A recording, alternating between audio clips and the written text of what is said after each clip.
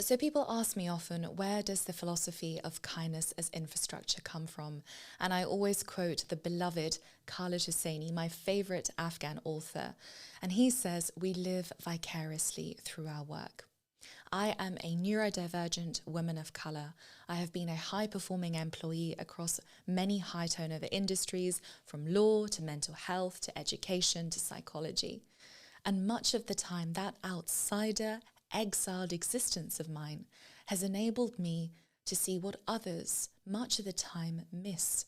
Because when you're part of the privilege, you don't see what's wrong with it. When you're included and you're part of the popular gang, you don't see that we've engineered, systemized the exclusion of the brilliant outsider thinkers that are the natural pioneers for human development, for civilizational growth and progress.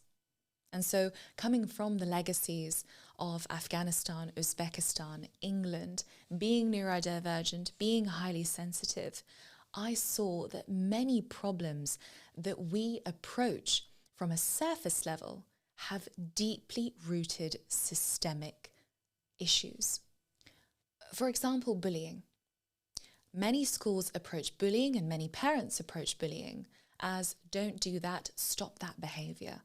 But the inner dimension, what goes on within, what happens on a daily basis that conjures up or normalizes bullying behavior, and the systems that create that, that's all a massive part of it.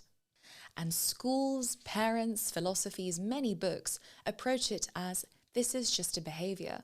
So we're just going to get the bully to stop doing that bullying. But what that does is it means that the bully will only stop in fear of not being found out in that moment.